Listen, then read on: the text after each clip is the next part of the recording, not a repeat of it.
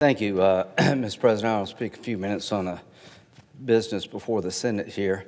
Apparently, Senate Resolution 504 will be taken up in about an hour or so, and this resolution basically requires the Secretary of State to submit a report to the Foreign Relations Committee of the House and Senate regarding human rights practices and violations against the State of Israel regarding their operations in Gaza. I can only imagine how this is playing in the Mideast. I can only imagine the joy that terrorist groups throughout the world have that we're even talking about such a proposal. The question, I think, for this body, certainly for me, is what was October the 7th? Was it just a continuation of a tit-for-tat between Israel and Hamas? Or was it an effort by Hamas, a terrorist organization under United States law, an effort to kill innocent civilians in Israel at a rate we haven't seen since the Holocaust? I just got back. I would urge everybody in the body to go over there and take some time to visit the kibbutz. Kibbutzes in question, where Hamas came en masse, took over kibbutzes, cut the heads of children off, slaughtered people in front of the parents and their children, committed atrocities on par with the Nazis, if not beyond, and recorded them for posterity. So the response is the United States Senate is going to ask for a report about how Israel is conducting military operations. Wow. Again, to the terrorists who are emboldened maybe by this discussion, this is going to go down in flames. The Senate's going to reject this big time. And here's why. I think most people, at least on my side, see October the 7th as Pearl Harbor on steroids. What would happen after Pearl Harbor? Some senator or congressman did something like this to America. Did anybody in America believe that the response after Pearl Harbor was anything but total war? The Japanese Empire and the Nazi Germany were in league with Mussolini in Italy to destroy the world as we know it.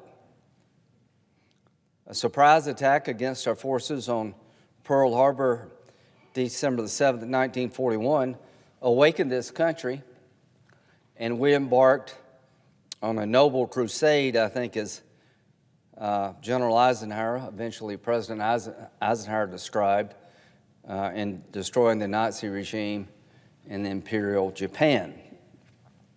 Nobody during those times would have suggested anything like this, because the only way you could destroy these regimes is to destroy the infrastructure around the regimes. The problem I have with this, not only does it empower the terrorist, is it the most tone-deaf thing and maybe in the history of the Senate, is that it ignores the fact that Hamas has tunnels under hospitals, under schools. They use civilians as human shields. They routinely violate the law of war, and there's nothing in here about that. So all I can say is that the Senate will reject this idea. And to the left, what are you thinking? To the people who go in and try to interrupt cancer treatments in New York at a cancer hospital, what are you thinking? A ceasefire with Hamas only allows Hamas to regroup. Do you not see Hamas for who it is? It's a terrorist organization. They're religious Nazis. They're not taking up the cause of the Palestinian people. They're abusing the Palestinian people probably greater than anybody. Hamas spokesperson said a few weeks ago, there'll be another October 7th, another October 7th, and another October 7th. Probably the biggest mistake Israel made was withdraw from Gaza, because when they did, Hamas took over. To the Palestinians who want to live in peace with Israel, Hamas throws them off the roofs of buildings in Gaza. So we're dealing with the most barbaric organizations in the history of the world who are bent on destroying the Jewish people, who are calling for attacks on the United States, and we have a resolution in front of us asking the Secretary of State to investigate the government of Israel for war crimes. You talk about upside down and backwards. Just having been back from Israel, I can assure you the IDF is spending more time trying to protect innocent Palestinians than Hamas. What's odd about this whole thing is that Hamas is doing everything they can to expose civilians to military action, and Israel is trying, I think, in a reasonable way to lessen the exposure. What do you call a group of people that build tunnels under hospitals and have command infrastructure under a hospital? You call them bloodthirsty terrorists who are trying to prey on the rules that exist under the law of war. By being under the hospital and the schoolhouse and firing rockets from apartment buildings, they have militarized these locations. So here's what I would tell our friends in Israel. This effort to have you investigated will fail in the United States Senate. Keep doing what you need to do to make sure there's no more October 7s. Make sure that Hamas, as we know, it's destroyed. Do the best you can to protect civilians who are in harm's way. A little bit about Gaza. From the time you're born, you're taught to kill the Jews.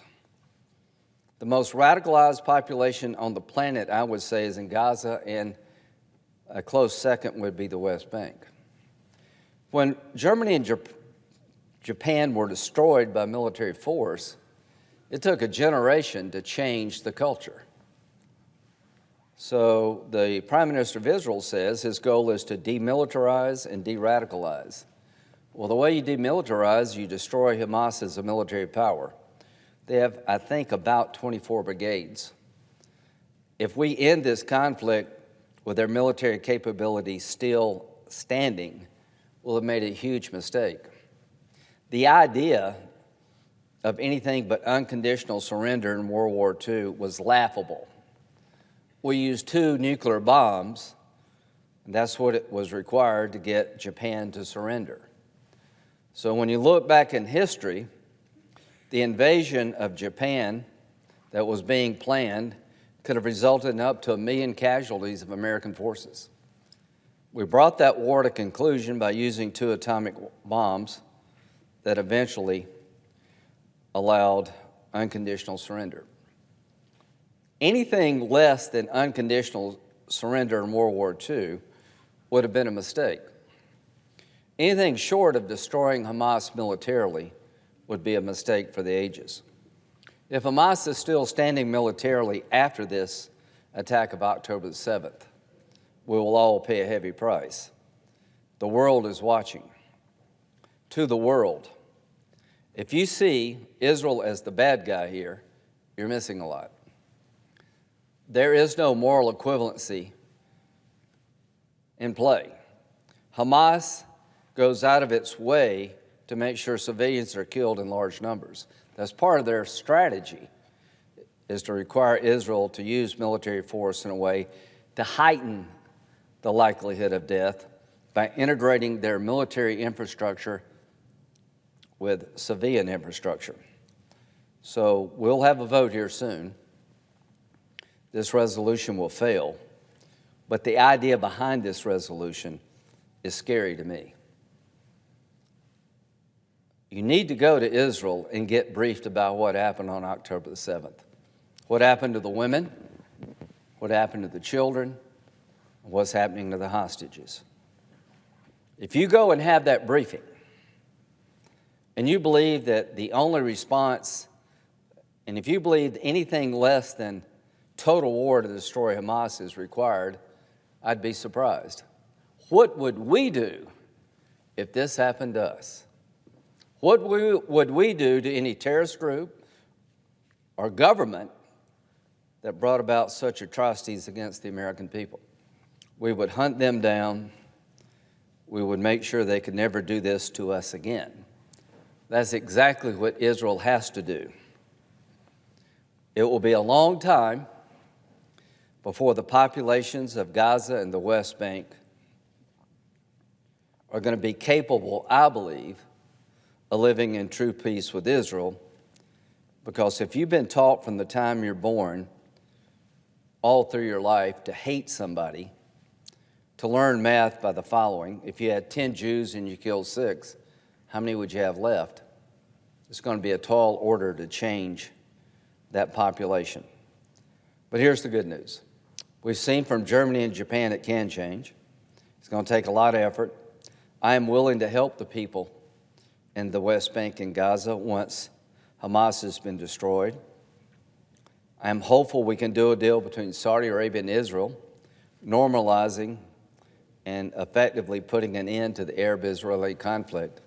I believe Iran is the root of all evil here, and this attack was partly due to stop the normalization efforts between Saudi Arabia and Israel, which I've been supporting the efforts of the Biden administration, and I want to publicly thank them for continuing to push.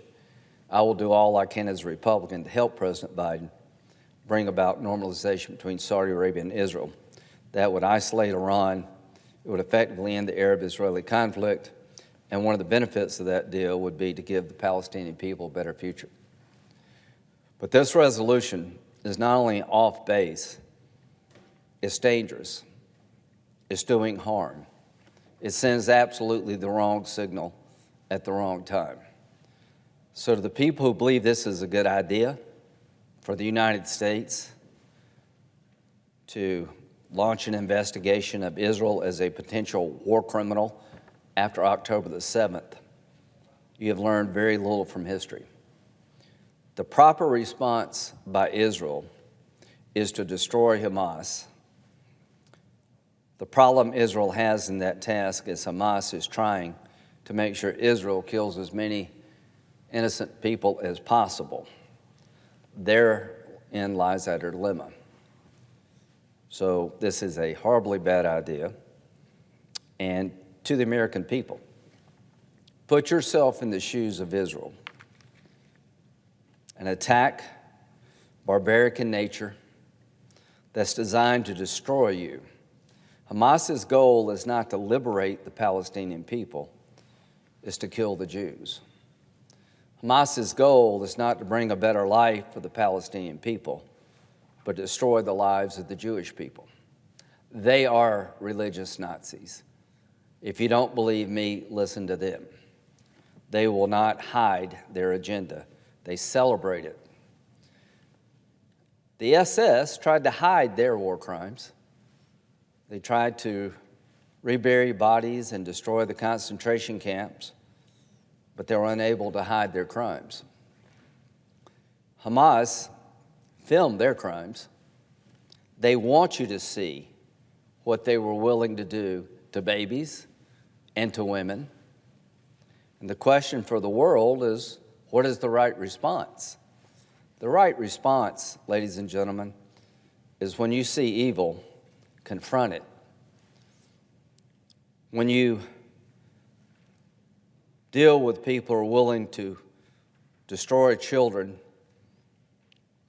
rape daughters in front of the mother and father, you need to destroy them.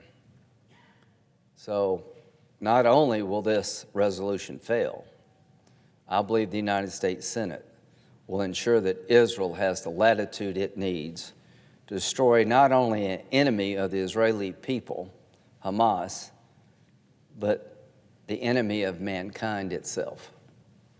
So I look forward to voting this resolution down, and I will be coming up with one of my own to try to correct the record. With that, I yield and notice the absence of a quorum.